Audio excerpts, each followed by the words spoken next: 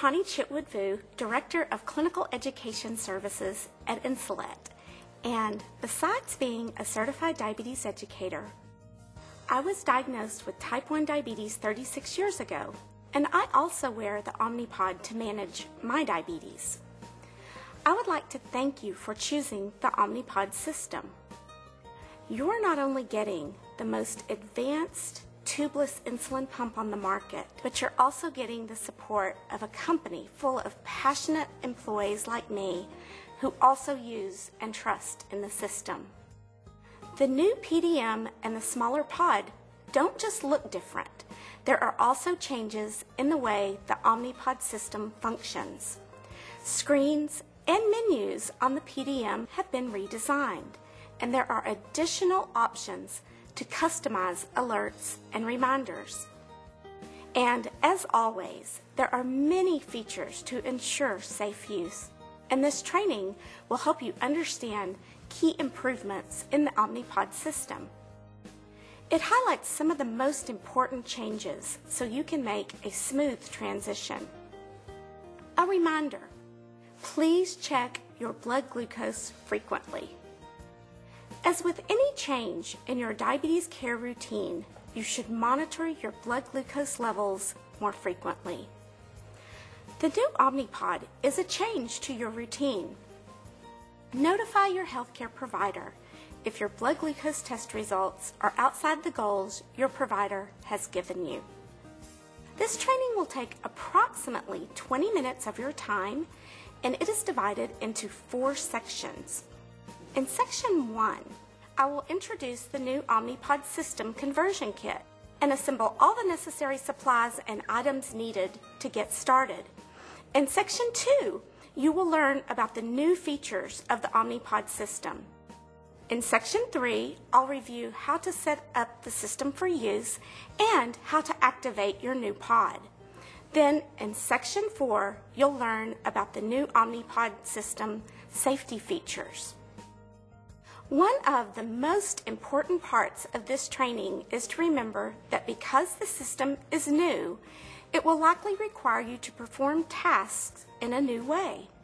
I hope that showing you proper techniques will help you have a great experience with the new Omnipod system. While we have endeavored to make the conversion to the new Omnipod system easy, it's important to remember that the Omnipod system is a medical device and therefore requires caution and careful attention to instructions. Section 1, our conversion kit. I'm going to start at the beginning of our training journey by asking you to participate with me. First, I'm going to ask that you stop whatever else you may be doing and pay close attention for the next 20 minutes. I will also ask you to perform specific activities at certain times and to read the screens on the Personal Diabetes Manager, or PDM, out loud as I go through the training. We've learned that those of us currently using the system do better when we slow down and actually read the screens on the PDM. Since it's always a good idea to perform a blood glucose check to make sure your blood glucose is not too low or too high before trying to focus on a task, let's pause for a minute for you to check your blood glucose.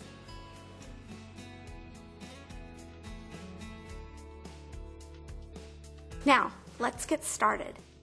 I'm going to begin our training by opening the box you received with your new Omnipod insulin management system. Inside the box are several important items that will be helpful during this training.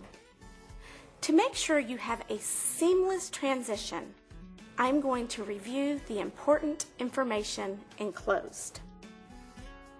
Your conversion kit includes a welcome letter that contains critical information about the new Omnipod system enhancements.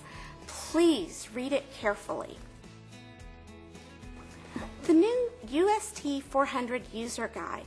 This contains detailed information about your new Omnipod system, and it is a great resource for you to refer back to from time to time. The Getting Your Settings for your new PDM booklet. This resource will help you find and record your personal diabetes management settings. As a current Omnipod customer, take these settings from your blue PDM. And the Omnipod System Quick Start Guide, this resource will guide you to set up your new PDM with your personal settings, activate a pod, and begin insulin delivery. Your new UST 400 Personal Diabetes Manager, or PDM. There are many exciting changes in the way the PDM looks and works. Your new pods. The new pods are smaller, slimmer, and lighter, but they still hold up to 200 units of insulin. In addition, please locate your current UST 200 blue PDM, an alcohol swab, a pen or pencil, your vial of insulin, and an accurate clock, such as your watch, alarm clock, or mobile phone.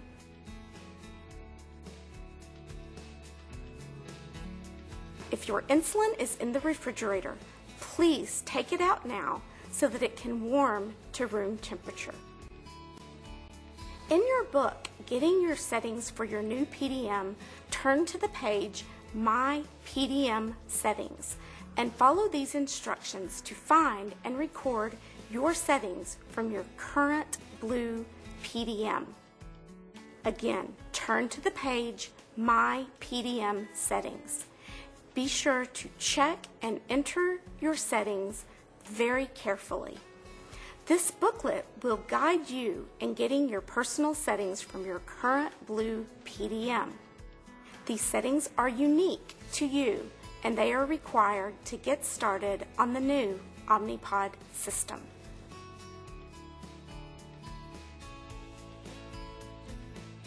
Section 2, Review Omnipod System. The new Omnipod has the same features you love, but now there's more built into an even smaller package. The pod features are designed for convenience and safety. The new pod is smaller, slimmer, and lighter. Though the pod is smaller, it still holds up to 200 units of insulin. The pod is still waterproof up to a depth of 25 feet for up to 60 minutes. The pod still has a viewing window for checking the infusion site.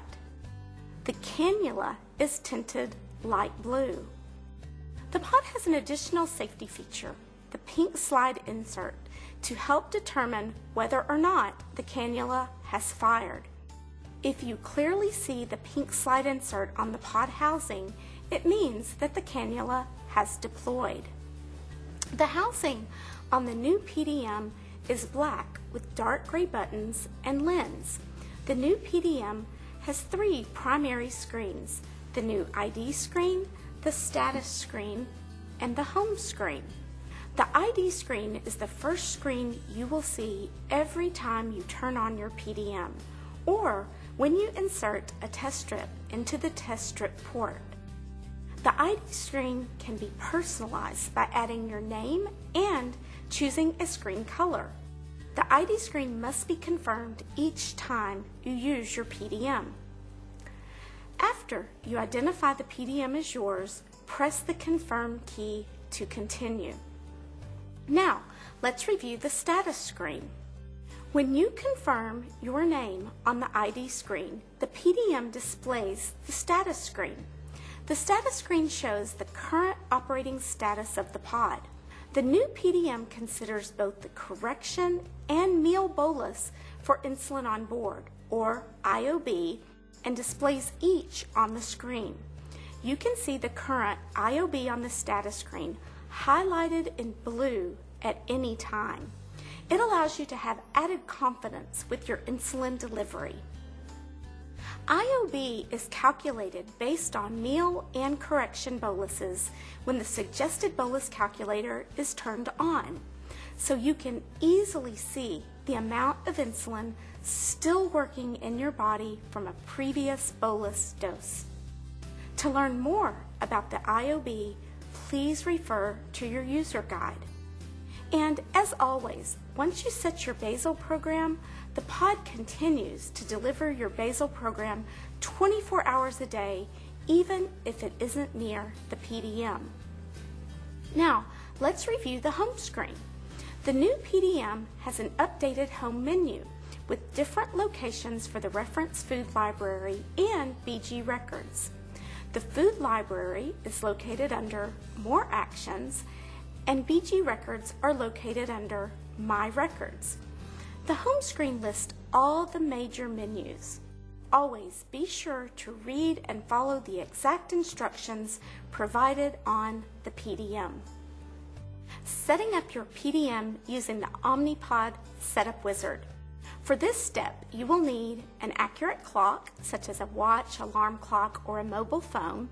You will also need your personal settings from your current PDM to enter into the new PDM. Turn to the page My PDM Settings to find the personal settings you have accurately recorded from your current blue PDM. Now, let's take your new black PDM out of the box and insert the AAA alkaline batteries. It is a good idea to pause for a moment and enter the phone number to customer care into your cell phone, 800-591-3455. Next, you're ready to enter your personal settings into your new black PDM. It's important to enter them accurately using your My PDM settings. The Setup Wizard appears the first time you turn on your PDM. It will guide you through the setup process.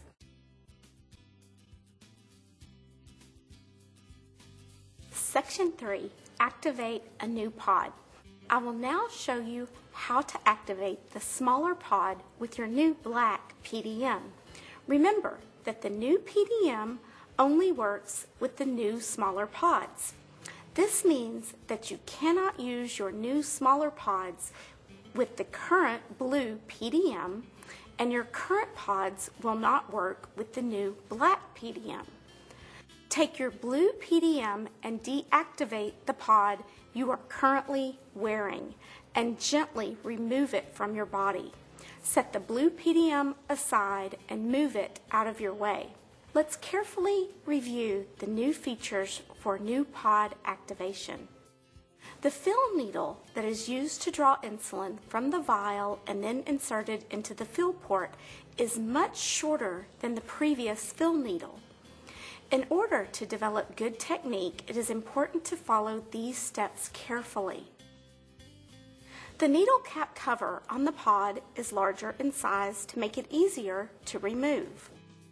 A new PDM screen note reminds you not to remove the needle cap until instructed to do so.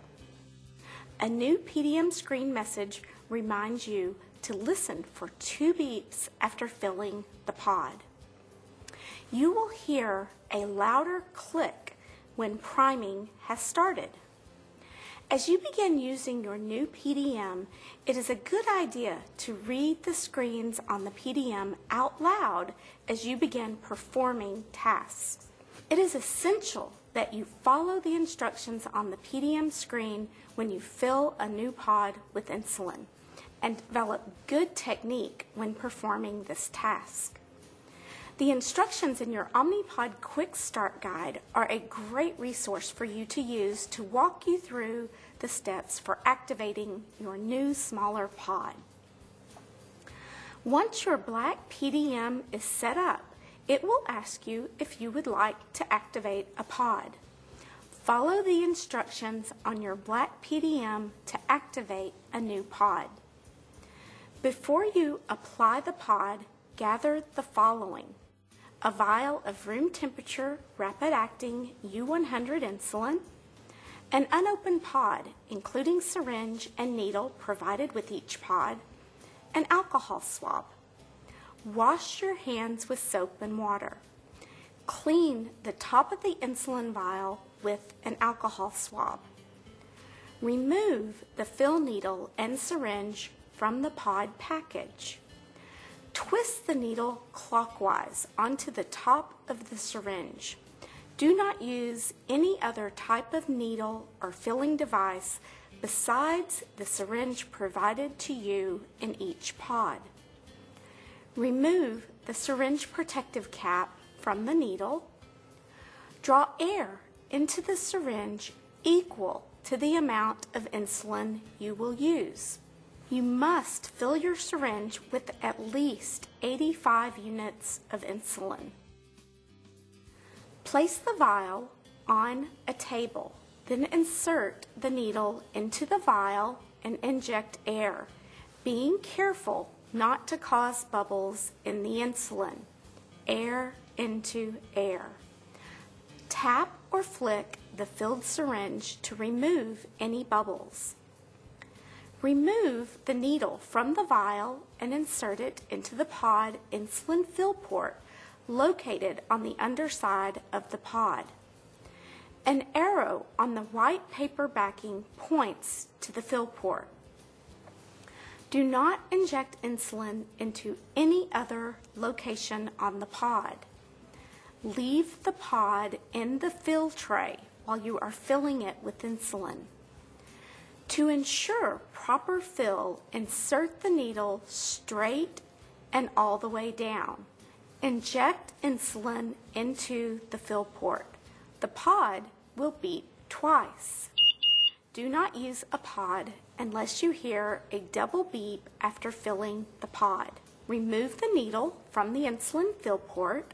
When you're activating a new pod, the pod must be placed to the right of and touching the PDM to ensure proper communication.